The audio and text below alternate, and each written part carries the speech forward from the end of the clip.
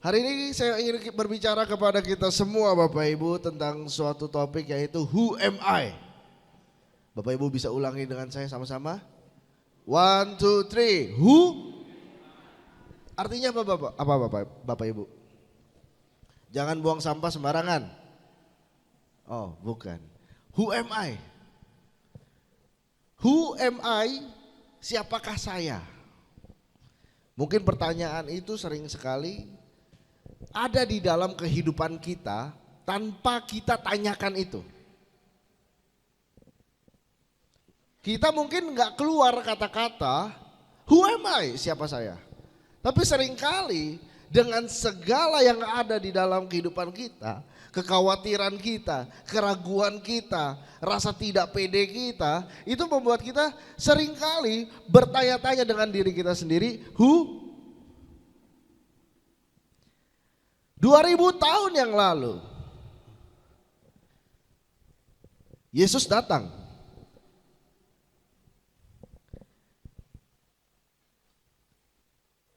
Dia lahir dan pada akhirnya selesai dari pelayanannya dia ditangkap. Dia mati. Kalau kita berpikir bahwa who am I? Dan waktu hari Minggu kita datang ke gereja, saya jemaat Tuhan. Saya orang percaya kepada Kristus. Saya orang percaya kepada Yesus. Mungkin Bapak Ibu, kalau kita dengan mudahnya kita berbicara, berkata bahwa saya orang percaya, tanpa kita mengalami kuasa kematian dan kuasa kebangkitan dan kuasa kenaikan, kita harus introspeksi kembali. Kita harus tanyakan apakah benar I am the church of God.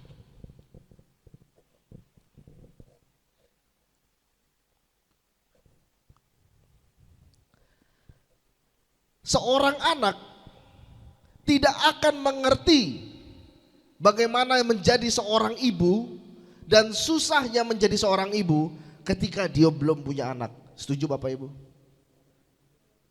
Seorang anak tidak akan tahu bagaimana susahnya mencari nafkah kalau dia belum menjadi seorang ayah. Betul Bapak Ibu? Setelah sudah mengalami nanti, baru dia bisa rasakan. Kemarin saya bilang sama istri saya, dulu saya pikir kalau sama anak kecil tuh ya suka gitu ya. Tapi waktu saya sudah punya anak, saya melihat perkembangan anak. Itu ada rasa cinta yang gak bisa dimiliki atau dibayangkan sebelum saya punya anak.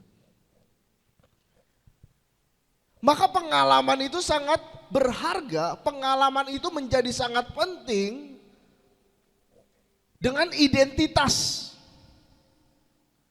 Kalau kita berpikir bahwa identitas kita adalah Church of God, yang kita orang percaya kepada Yesus, pertanyaannya saya kepada saudara adalah pengalaman apa yang saudara alami dalam hidup Anda bersama dengan Tuhan. Saya pernah diceritakan orang bahwa dia mengalami pertolongan Tuhan. Ya, saya bersyukur mengalami pertolongan Tuhan. Kenapa? Mengalami pertolongan Tuhan karena pada saat dia jatuh, dia kolaps, ada orang yang tolongin dia sehingga dia tidak jadi kolaps. Saya puji Tuhan dan saya ikut turut senang bersuka cita kalau dia tidak kolaps, dia berhasil. Tapi masalahnya Bapak Ibu, tidak perlu Anda menjadi seorang Kristen untuk menjadi berhasil. Betul?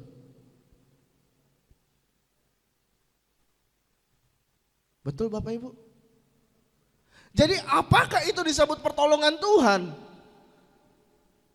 Tidak perlu menjadi seorang Kristen, banyak orang di luar sana non-Kristen kaya enggak Bapak Ibu? Banyak yang kaya. Banyak enggak yang merasa ditolong sama Tuhan? Banyak. Lalu apa yang menjadikan bahwa dia adalah benar-benar orang Kristen?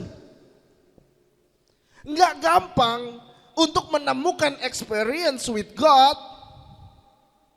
kalau kita enggak mengalami itu. Amin Bapak Ibu. Sekali lagi, amin Bapak Ibu. Maka hari ini saya mau berbicara tentang the power of resurrection of Jesus Christ. Kuasa dari kebangkitan oleh Yesus Kristus. Kita berbicara tentang kuasa kebangkitan Bapak Ibu. Rasa-rasanya di antara mata manusia 4.000 sekitar 300 sampai 4.700 keyakinan di dunia ini itu melihat sebuah yang namanya kebangkitan itu adalah hal yang aneh. Betul gak Bapak Ibu? Kalau ada ajaran agama bilang nanti ada saatnya suatu saat ada namanya the resurrection, kebangkitan, hari kebangkitan orang-orang mati. Aneh gak Bapak Ibu?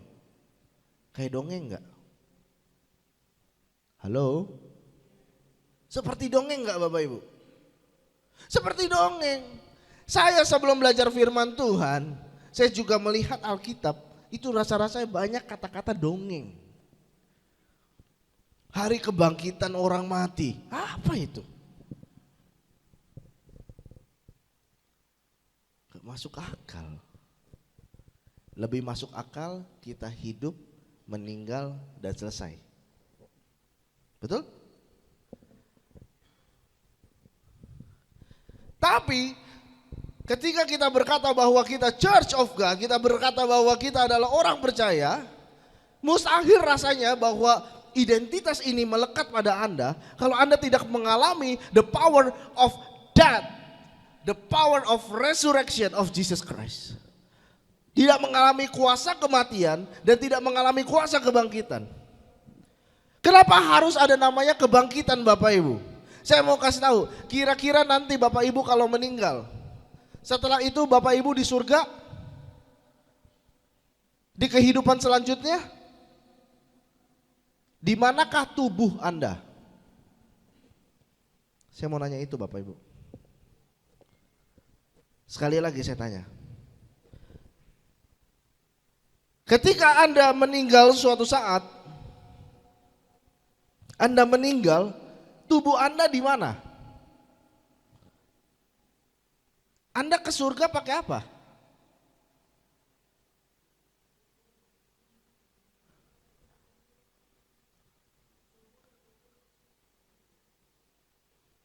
Nanti tubuh Anda ada dua dong.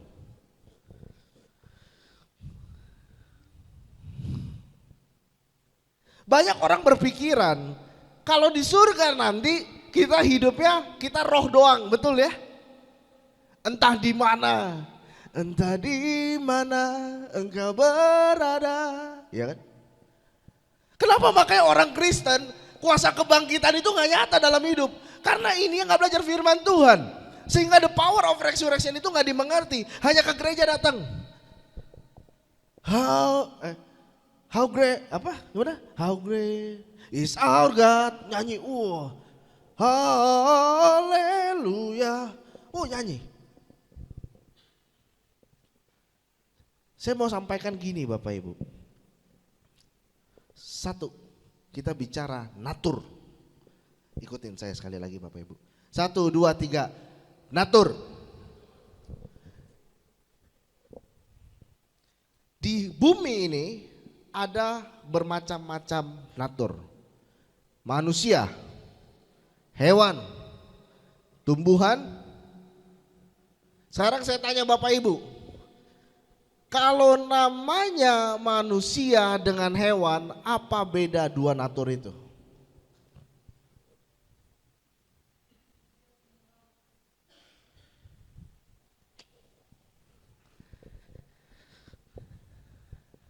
Bapak Ibu, kalau ada yang bilang manusia lebih pintar daripada binatang, saya bilangin si panse itu 99% sama dengan manusia otaknya. Kalau ada yang bilang manusia punya perasaan, Binatang gak punya, jangan salah. Binatang punya perasaan. Maka dia bisa menyayangi. Ada yang pelihara dogi, dogi bisa setia karena dia punya perasaan. Pernah lihat binatang nangis? Karena dia punya perasaan. Yang membedakan manusia dengan binatang adalah satu, manusia punya roh, binatang tidak. Saya mau sampaikan kepada Bapak Ibu, dari zaman Baheula sampai sekarang, dari zaman Nuh, gak ada tuh di zaman Nuh, Bahtera Nuh itu penuh dengan binatang, betul Bapak Ibu? Bahtera Nuh itu penuh dengan binatang, gak ada di Bahtera Nuh itu praise and worship. Yang nyanyi kambing, sapi, kucing, anjing, gak ada mereka worship, gak ada mereka berdoa, mereka gak bisa menyadari adanya Tuhan. Betul? Tapi manusia dari zaman ke zaman, meskipun banyak yang sesat, tetapi intinya manusia menyadari keberadaan eksistensi Tuhan.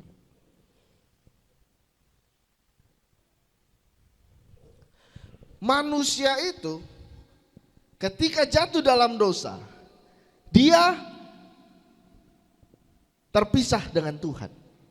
Maka jangan heran Bapak Ibu, kenapa manusia ketika terpisah dengan Tuhan udah dari Kejadian 3, ya. Kalau manusia punya anak, Bapak Ibu pernah nggak ajarin anak Bapak Ibu, you harus bohong ya, you harus bandel ya. Pernah Bapak Ibu ajarin anak gitu? Halo? Kalau ada yang ngajarin gitu nanti konsultasi sama saya ya Bapak Ibu ya. Nggak ada kan? Tapi pertanyaannya, kenapa anak Bapak Ibu bisa melakukan kenakalan dengan sendirinya? Betul? Yang kedua pertanyaannya adalah, kenapa Anda harus ajarkan yang baik saja kepada anak Anda? Anda tidak usah ajarkan yang buruk atau yang jahat kepada anak Anda. Anda selalu tekankan yang baik kepada anak, betul? Kenapa harus begitu? Karena manusia itu sudah berada di bawah kuasa dosa. Tubuh kita punya tubuh, jiwa dan roh. Sekali lagi, yang dikatakan sebagai manusia adalah tubuh, jiwa dan meskipun nanti kita udah mati Bapak Ibu, kita kalau mau ke surga tetap dengan tubuh, jiwa dan kalau kita cuma roh doang, kita melayang-layang gitu ya. Tubuh kita di tanah, dimakan habis, kita gak bisa dibilang sebagai manusia. Sekali lagi, yang dikatakan sebagai manusia adalah tubuh, jiwa dan semasa dari awal sampai Yesus, ada gak orang yang hidupnya tidak bercacat, tidak bercela, sempurna, kudus, ada gak Bapak Ibu? Gak ada. Sebenarnya masalah manusia cuma satu, dosa. Orang korupsi karena apa? Serakah. Orang bisa perang karena apa? Serakah. Orang penyakitan karena apa? Serakah. Coba suruh makan banyak-banyak, semua hantam.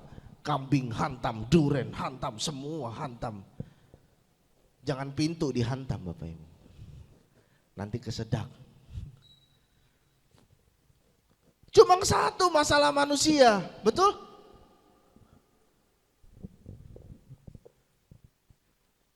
Cuma satu masalah manusia adalah dosa.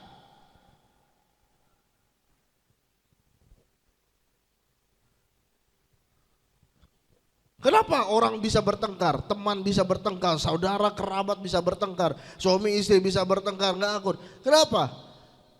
Karena dua-duanya punya egosentris, mau menang sendiri. Dosa nggak Bapak Ibu?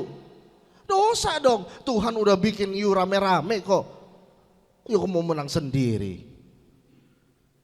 Kumaha? Iya kan? Masalah manusia sebenarnya cuma dosa. Manusia begitu repot membuat hukum, undang-undang. Tapi sebenarnya masalahnya cuma satu, dosa. Dari zaman ke zaman masalah manusia cuma dosa dan itu nggak bisa selesai. Yesus pada zaman hidup Yesus dia ngomong banyak.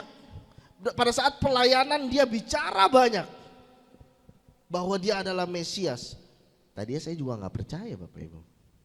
Cuma ngomong doang. Betul ya? Tetapi Bapak Ibu,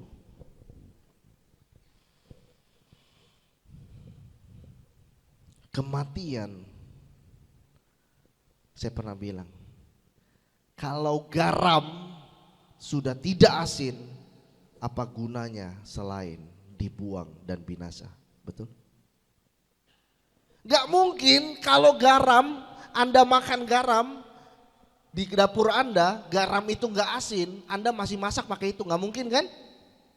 Dibuang aja kan? Dibuang kemana, dibinasain gak tahu toh? Sama kayak manusia sekarang chaos, mau menang sendiri. Itulah habitnya manusia. Mau sebaik-baiknya orang gak ada, tetap seperti itu. Manusia chaos, manusia gak ada selain untuk dibinasakan. Manusia gak ada gunanya selain untuk dibuang.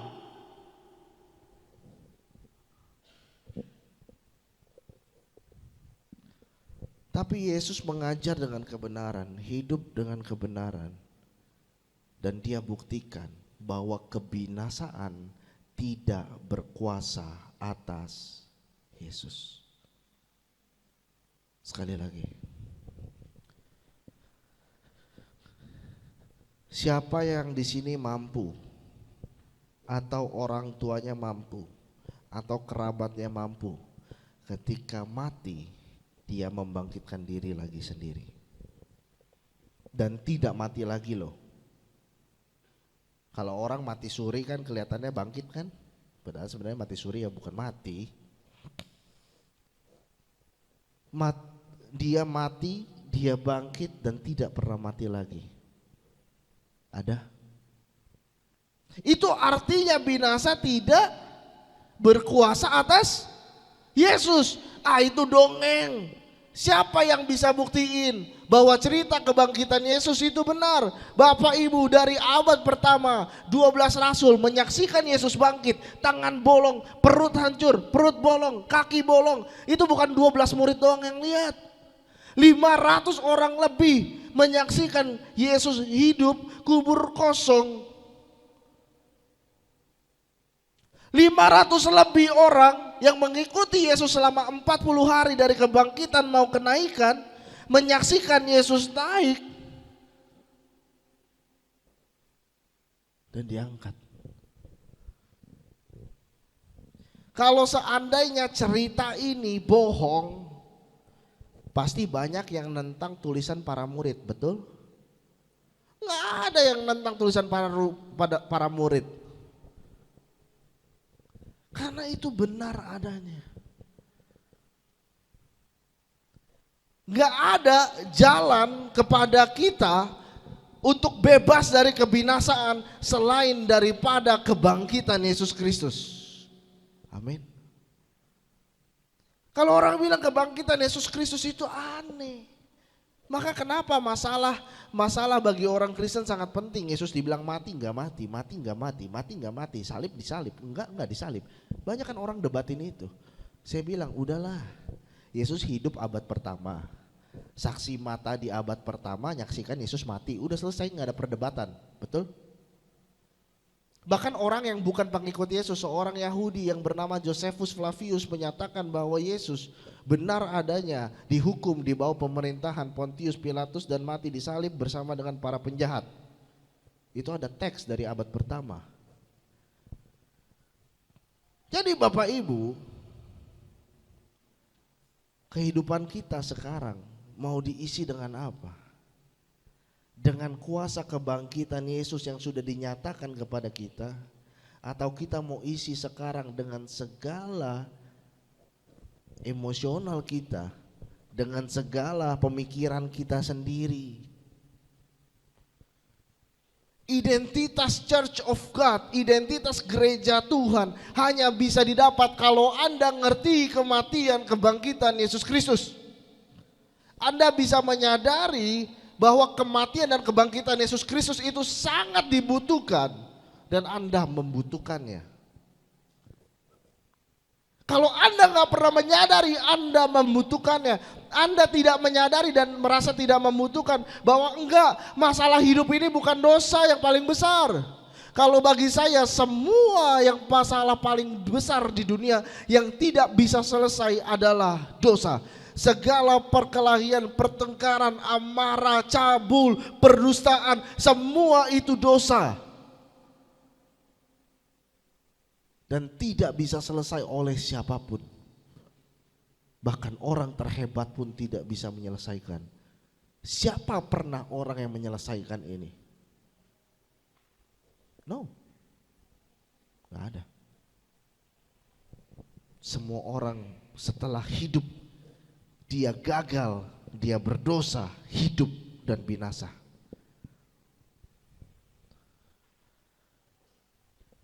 Kalau Anda tidak hidup dengan pengertian ini, bagaimana Anda mau keluar memegang atau melekat pada Anda identitas Church of God?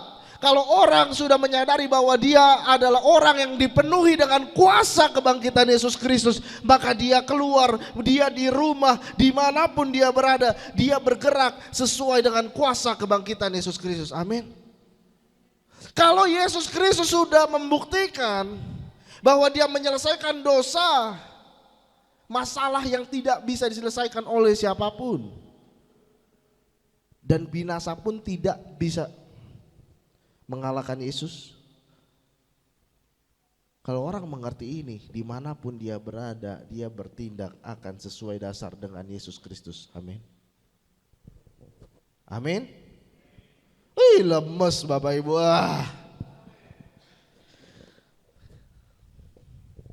Halo. Halo. Tuh, saya baru balik satu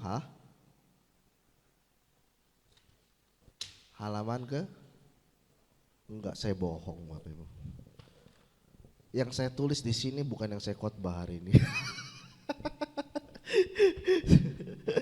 Jadi gini Bapak Ibu. Ya. Maka jangan kita heran, kenapa sih orang Kristen kok dia pergi ke gereja, dia rajin, dia kok datang ke gereja, ikut praise and worship, beri persembahan banyak, tapi kok hidupnya gitu ya? Jangan heran Bapak Ibu. Saya ngomong ya, sekali lagi, ibadah, doa, puasa, dan segala yang kita lakukan ritual itu untuk mendisiplinkan diri. Mendisiplinkan diri kita. Tidak membuat Anda menjadi lebih mengenal Tuhan. No. Kalau Anda mengalami Tuhan bukan lewat situ. Tapi kalau Anda merasa, oh saya perlu didisiplinkan nih oleh Tuhan, ya puasa. Kalau Anda suka, mulut Anda suka keluar kebun binatang setiap hari, puasa. Jangan ngomong kebun binatang. Lawan diri sendiri. Kalau Anda merasa, wah kayaknya saya gak bisa berhenti makan, ya puasa makan. Kalau Anda merasa, wah Anda orangnya pelit, puasa pelit dong, memberi gitu kan. Cek diri. Itu untuk mendisiplinkan diri. Jangan heran. Karena orang kalau melakukan ritual bukan berarti dia mengalami kebangkitan Kristus. Amin. Amin.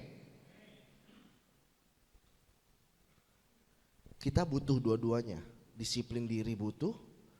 Satu lagi, ketuhannya juga butuh dong. Nah masalahnya orang-orang di zaman sekarang lihat orang Kristen, datang rajin ke gereja, rajin doa, rajin puasa, persembahannya banyak, cinta Tuhan nih pasti. Enggak juga. Enggak memastikan. Wow, rajin pelayanan begini begitu. Enggak memastikan dia cinta sama Tuhan. Jadi jangan heran. Berarti identitas ini belum melekat, belum kuat.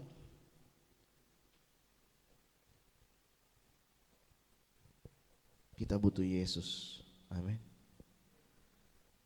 Setelah kita udah mengerti kuasa kebangkitan Yesus, kita harus hidupi. Sekali lagi Bapak Ibu, setelah kita mengerti bahwa Yesuslah solusi di depan sana, kita harus hidupi di semua proses hidup kita. Amin.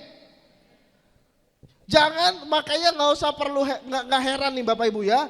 Kalau orang nggak ngerti tentang kuasa kebangkitan Yesus, hari Minggu dia jadi kudus, hari Senin dia kudis, Selasa kudis, Rabu kudis, Kamis kudis, Jumat kudis, Sabtu meleleh, Minggu kudus lagi. Bukan gitu orang percaya. Bukan saya bilang orang percaya itu nggak melakukan dosa ya, bisa sempurna gitu, enggak.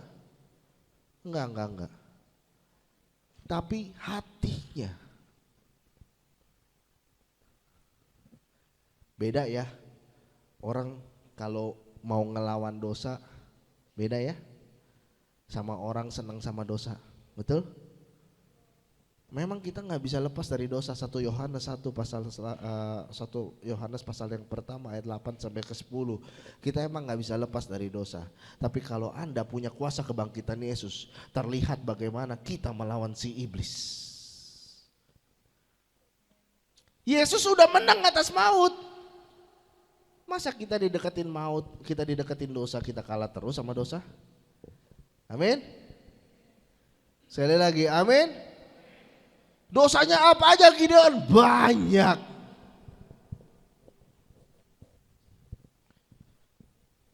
Saya ngomong salah satunya pernikahan.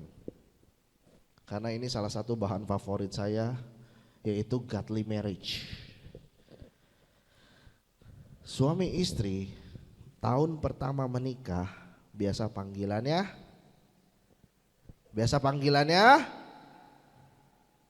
sayang, baby, honey. Tahun ketiga biasa panggilannya apa?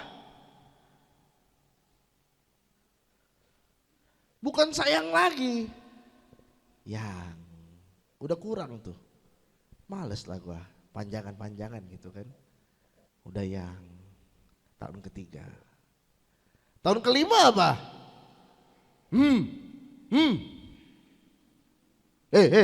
Oi. Tolong dong. Makanya kelihatan kalau orang pacaran lagi so sweetnya, sayang halo. Coba kalau udah menikah, tanya nih yang sesepuh yang sudah menikah. Apalagi yang laki-laki, kalau telepon angkat pasti. Ya. Oke. Yo. Ya nggak, betul nggak? Betul nggak Bapak Ibu? Diam semua, haleluya. Iya memang itu. Itu saya bilang salah satunya. Dosa itu menurunkan kualitas keharmonisan rumah tangga.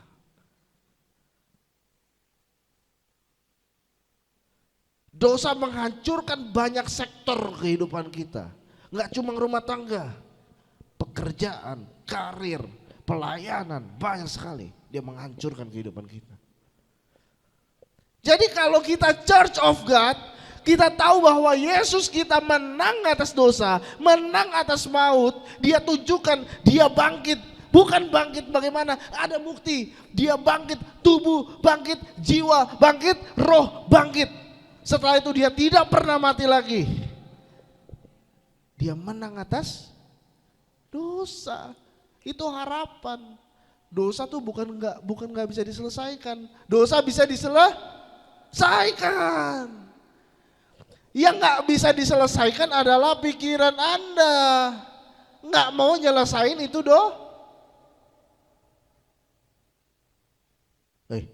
Bapak Ibu kok lemes ya? Sekali lagi. dosa itu bisa selesai. Yang nggak bisa selesai itu adalah pikiran Anda menikmati dosa itu. Orang udah tenggelam di korupsi, nikmati korupsi. Orang tinggal di dalam percabulan, punya kebiasaan percabulan, akan terus berbuat cabul. Kalau dia nggak melawan, dia nggak mau berserah kepada kuasa kebangkitan Yesus. Amin. Amin.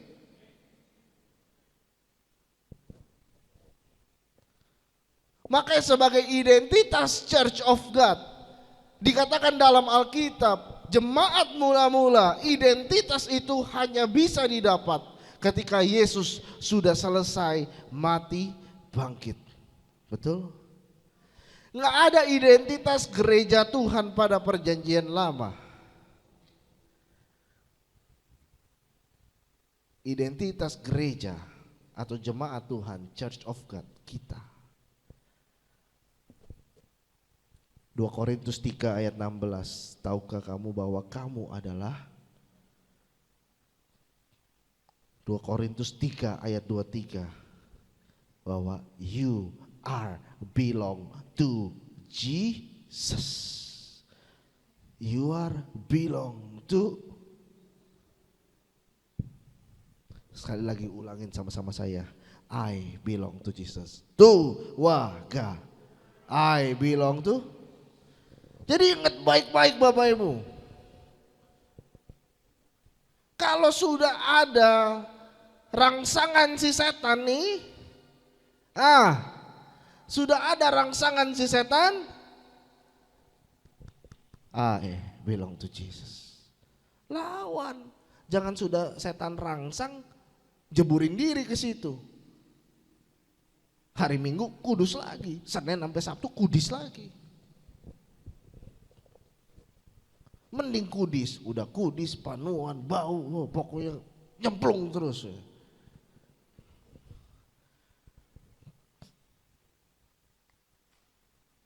Biarlah kuasa kebangkitan Yesus Kristus hidup dalam kita. Amin. We are belong to Jesus. 2 Korintus 3 ayat 16 dan 2 Korintus 3 ayat 23. We are belong to Jesus. Kalau belong to Jesus berarti hidup kita di bawah perhambaan dari Yesus. Kalau kita ada rangsangan amarah, biasanya rangsangan amarah itu apa sih? Yang mancing-mancing amarah? Ya biasanya perbedaan pendapat.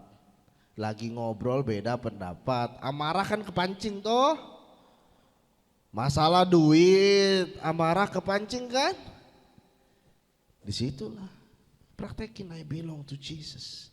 Jesus said that I have to love my neighbors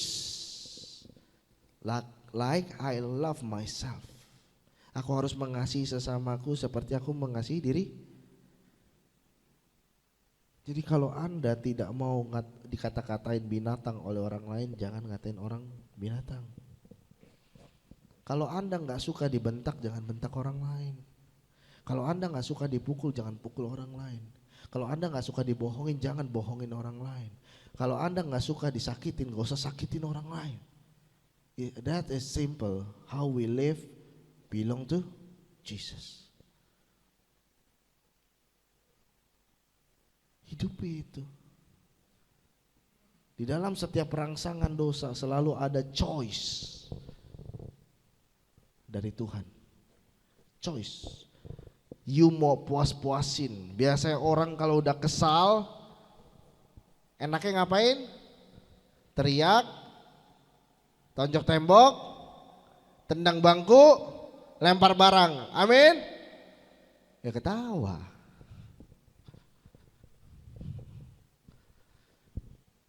Enaknya gitu kan? Puas toh. Kalau lagi kesel rasanya kalau udah banting udah puas. Rasanya kalau udah teriak udah puas gitu. You feed your animality. Kamu memberi makan natur hewan pada natur manusiamu. Bagaimana manusia yang sebenar-benarnya?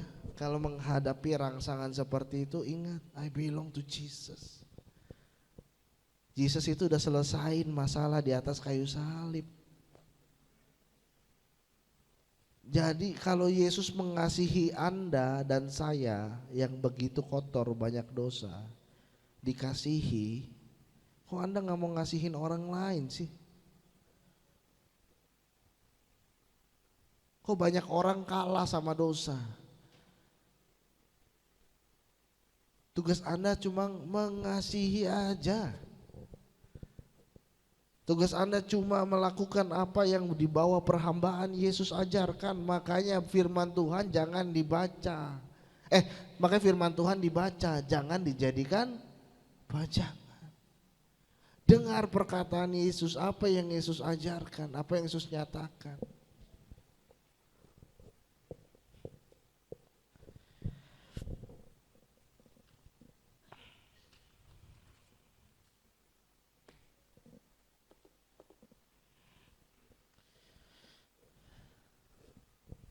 Jadi waktu manusia jatuh dalam dosa, Allah dan manusia itu separate, terpisah.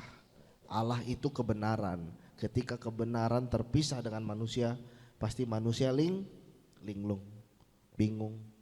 Ya, maka itu kalau kita manusia terpisah dengan Tuhan, ya kita bingung. Contohnya, dulu orang bingung nyembah siapa? Batu, pohon disembah.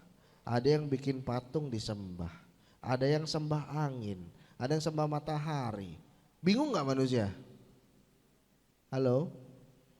Bingung. Sembah manusia juga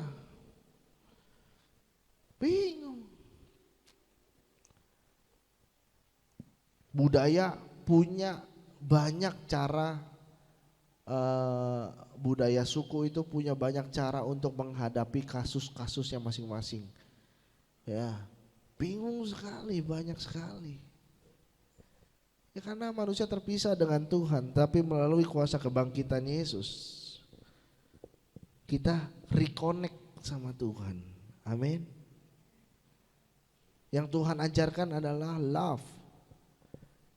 Gak usah bingung, love. Ekspresi cinta Anda gimana?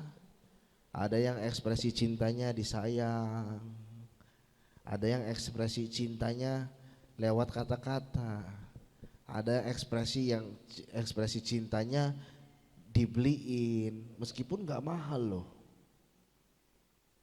Salah satu yang punya ekspresi bahasa cinta diberikan itu adalah oma saya, oma tersayang. Itu dibeliin makanan cuma 2.000 perak, tapi senangnya diingatnya sampai lama kali. Cuma masalah 2.000 perak diceritain sana sini cuma 2.000 perak. Bahasa cintanya seperti itu. Nah yang repot kalau ibu-ibu bahasa cintanya minimal 3 digit, nah repot itu.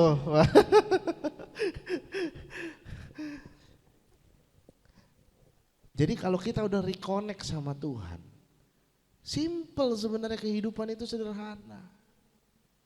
Amin. Kesimpulannya adalah sebagai gereja Tuhan kita harus mengalami Kristus dulu. Dan setelah mengalami Kristus kita harus hidupi setiap hari di dalam kekudusan dan firman-Nya. Amin.